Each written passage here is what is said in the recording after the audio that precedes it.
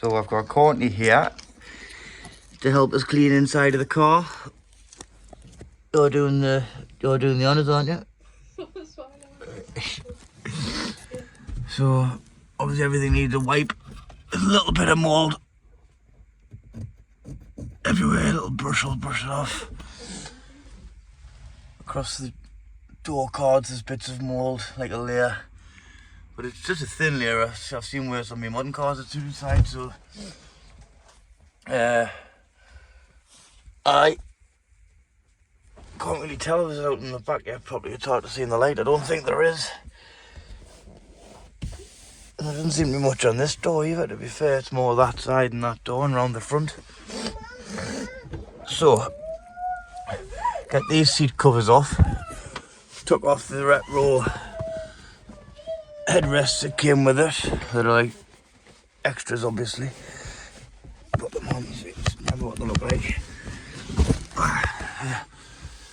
So that's the extra add-on. So we'll get the seat covers off.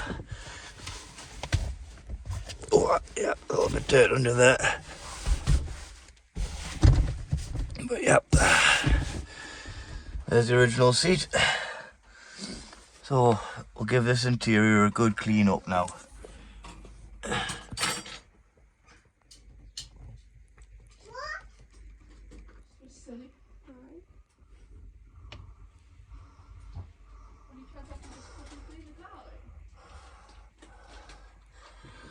Should have had the flash on before, I think. So yeah, you can see the seat's better there. Dust flying around the car. So let's get it cleaned. While he's doing that, I'm going to have a look around the engine bay.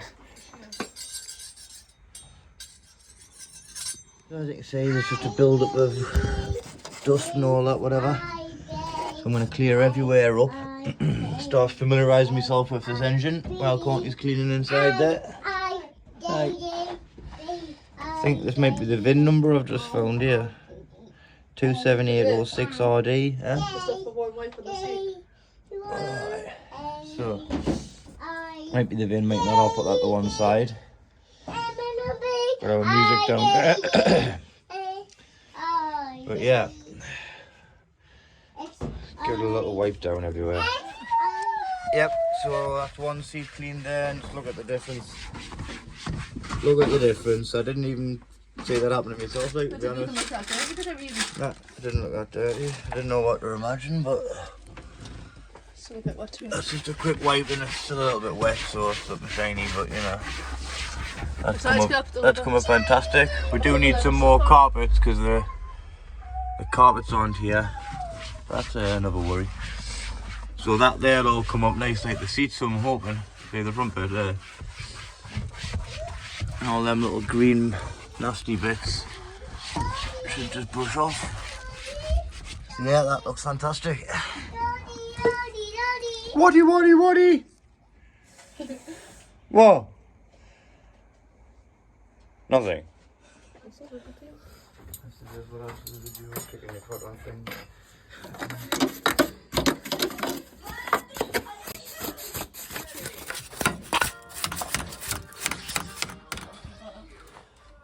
Oh yeah, we've got a lovely pattern on there.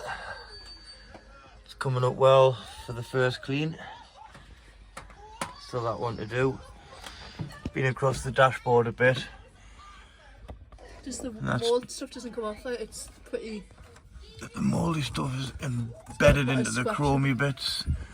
So if anyone's got any advice on how to clean this, it would be much appreciated. As you can see, the same over that.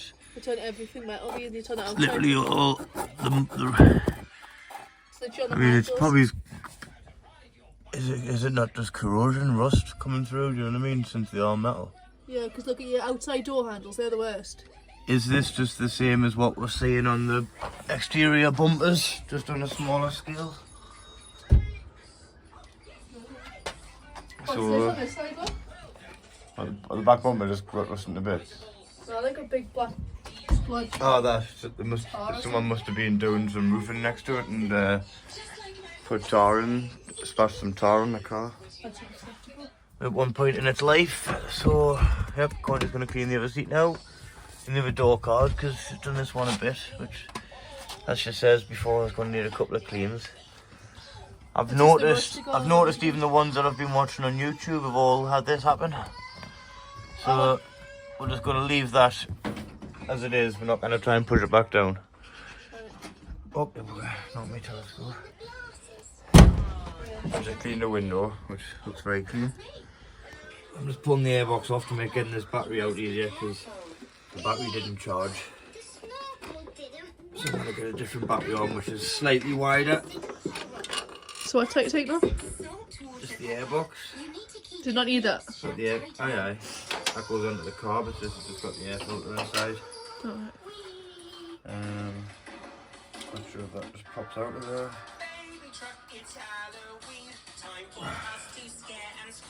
Probably pops out of there, we'll check that out later. Just wanted to get this battery out of the way. Is that the one that didn't charge? Just keep it in place and we'll have a look at that another time. Yeah. But I noticed when I sat on it, it didn't have much give. I mean, it did have a lot of give, sorry. But I've just pulled the air filter out.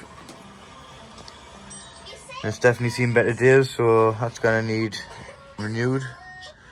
Or at least a good cleaning until I get a new one. So it looks like it's had a bit of welding there as well. A patch there, patch there.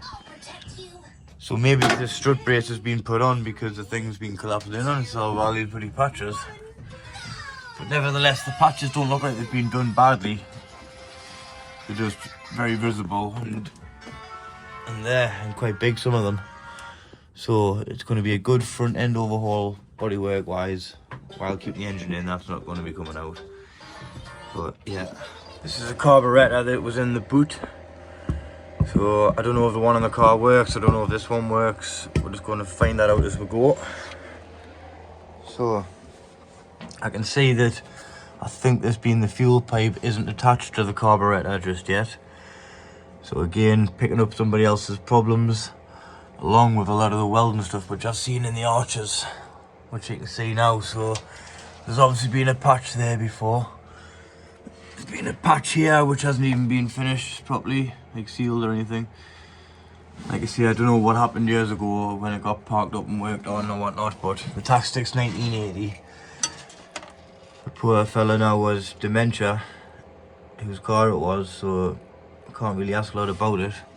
There is a couple of neighbours who know bits and bobs about it, so I have learnt a little bit. And that he did tell us about these bits of artwork that's been done. But yeah, there's that. There's a patch there, I believe.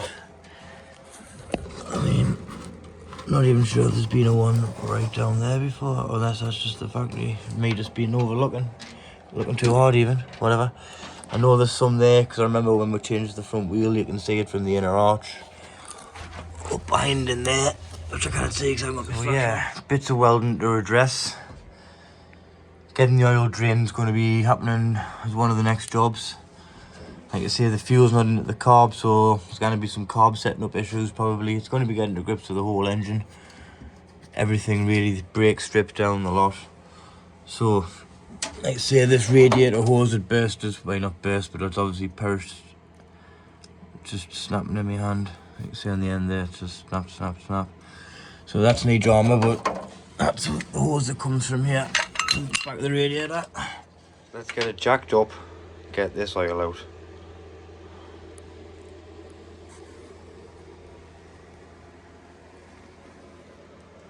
Curiosity too as well, that battery being knackered, I haven't even seen the dash lights or anything come on yet, which I would like to see. I'm gonna put the VR6 battery just there, put it on and just see if I get any dash lights or anything.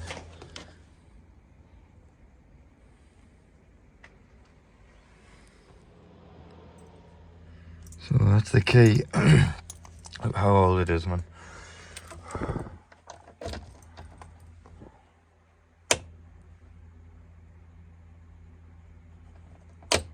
Oh, ignition. There we're gone. What a belter. Oh, ignition. Got the headlights there. fuel. Fuel lights just come up.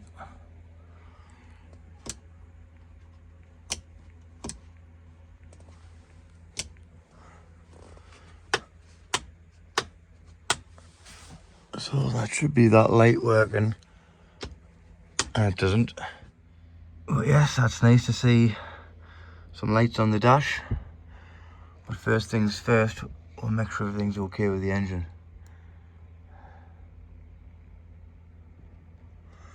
As you can see, them little bits of the definitely corrosion. So I'm assuming all of these parts inside must be chrome.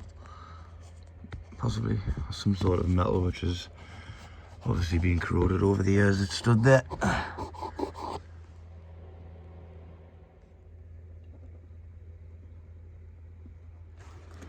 Now where to jack it up from? This obviously looks like the front subframe assembly there, so it should be alright to just jack on that and chuck an axle stand each side, I think. Reg plate's seen better days. But not sure where the drain plug is for the oil.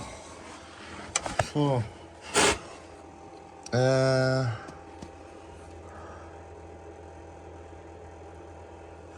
think it's this.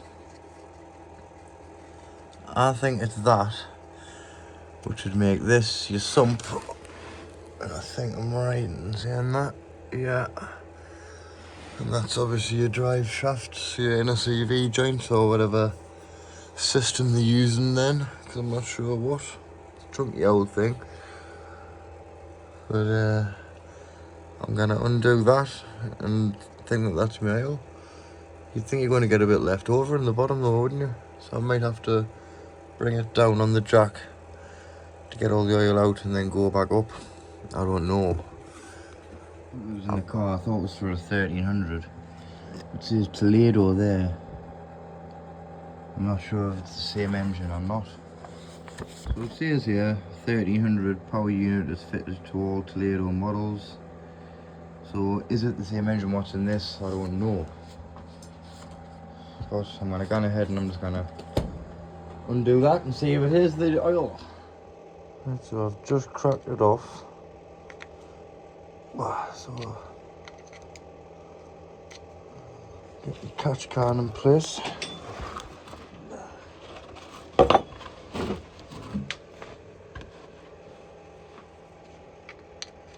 We'll see if this is in fact the oil. It's gotta be, man.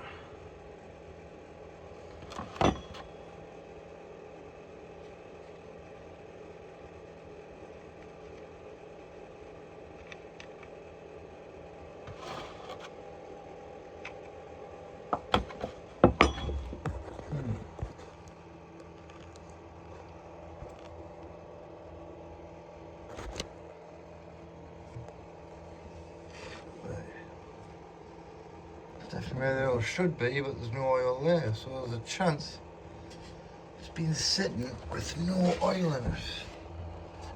Finding more problems as we're going. Not necessarily problems, it could have just been drained before it's been sitting there. So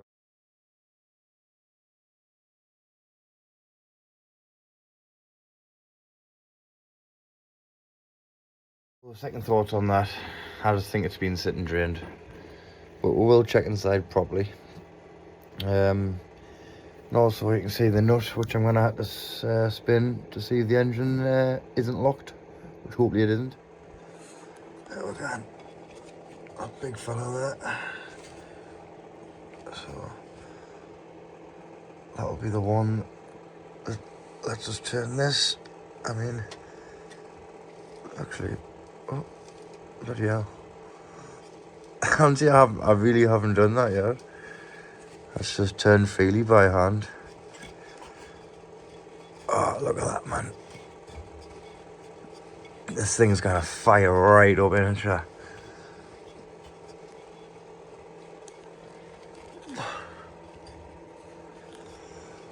What a belter.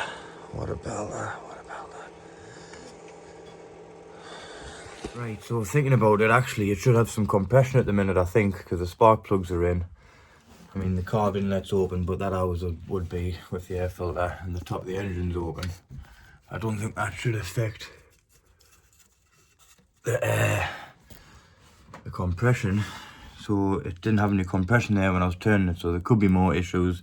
I don't know, we're going to find out. I found out that there's 3 drain plugs, one for the engine oil, one for the gearbox oil, and one for the differential oil. So it's the differential one that I've found, so I'm going to have to find the gearbox one and the engine one. So we'll do that now. Right, so down there on the side of the engine, I think that's the sump. You can see I haven't kind of quite get my head around it all yet. I think that's the sump. Anyways, there's another drain plug there, so if not, it's the gearbox one. So I've got one more to find. And that's looking up at it from above, from underneath, sorry. So I think that's the gearbox drain plug, even though it's pretty high up on the gearbox. There's another bolt, big one. Where's it at? That side.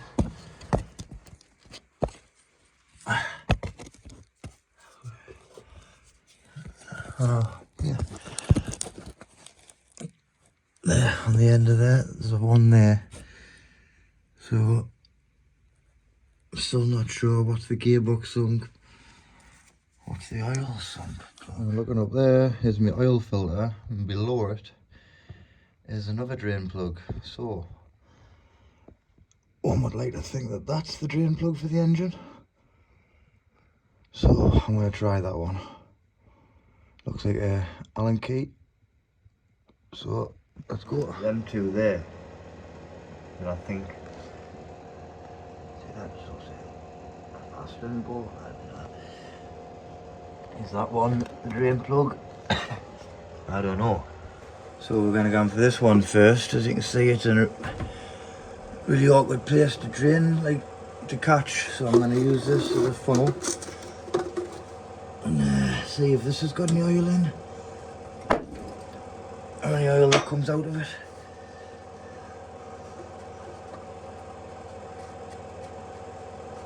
Looks like it should do.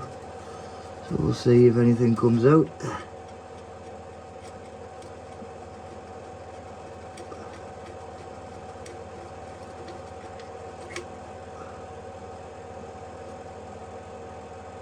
Alright, so I don't think that is a drain plug. Oh, there's no image of it is, and there's some sort of spring and a pin in there. So, yep, I'll put that back on.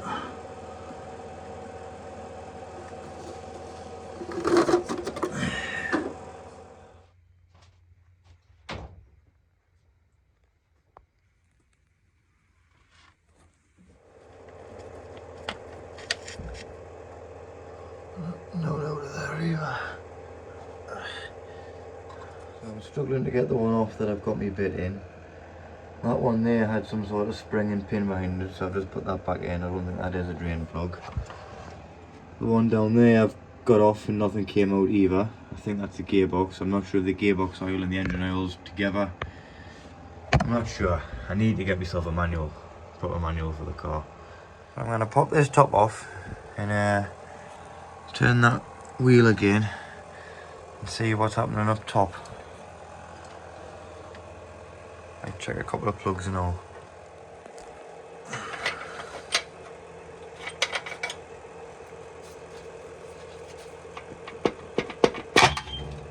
Ooh.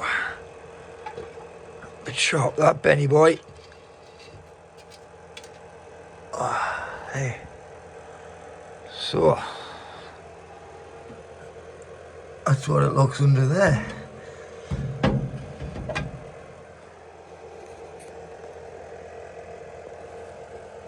I don't know if that looks good or bad or whatever, but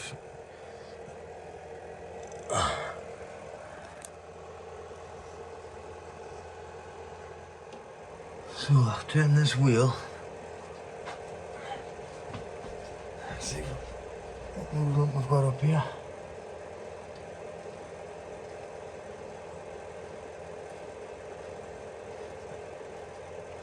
Now they're all moving independently. Not sure what the order's supposed to be, but I would like to think it's just in the correct order already. So that one's moved, that one's moved, that one's moved.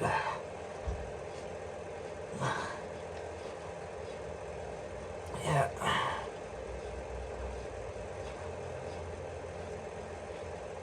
That one there's a bit sticky.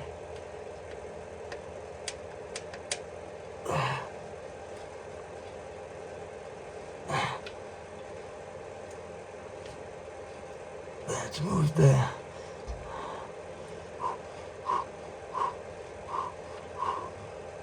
But that one's not moving as much as it should, I didn't think.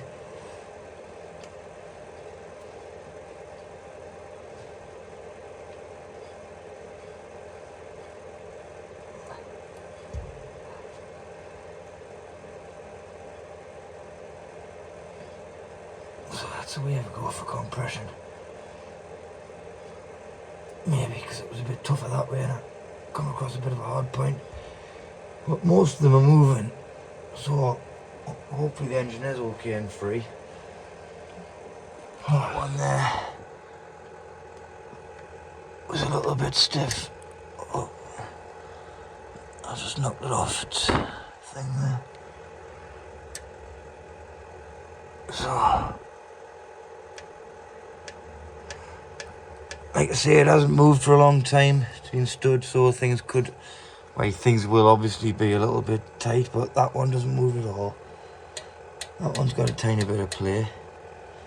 No play. No play. I can move that one up and down freely, which doesn't seem good. Tiny bit of play. No play. Right, tiny bit of play, sorry. Tiny bit of play there on the top bit. So, I don't know if that's normal or what. That's not actually touching that. So,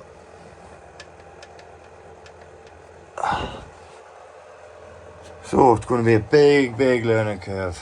So as you can see, it's becoming a learning curve. More issues and more things to get my head around as I'm going.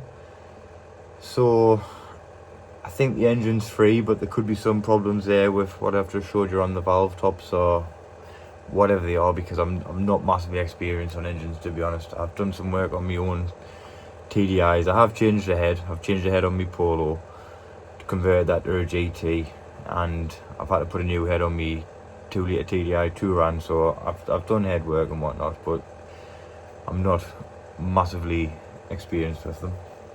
So I'm going to have to get a workshop manual, definitely. I have joined the Triumph 1300 owners group on Facebook, which has proven helpful already, and it's just going to be a big learning curve. Started making a list of all the problems that we've got so far. Courtney's writing it because her writing's a lot neater than mine.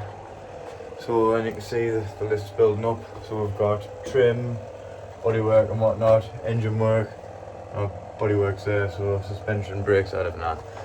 We've got a list. So, yeah, that's where we're at now. We've had a bit of a clean up inside. We're getting to grips with the engine. And we're starting to make a list of what we need to do to get this thing on the road for the summer. Not as a show car, but just as a rough little runner. Just to get it out there and driving. And then we'll start tidying things up properly over the winter and next year. But yeah, hopefully we can get this thing running soon. See you in the next one. On that note, I'm going to call it a day. Next video will be hopefully draining the petrol, getting a lot more in depth with the engine and just starting it up. So that's the aim. That's the aim. See you in the next one. If you like the videos, subscribe and keep watching.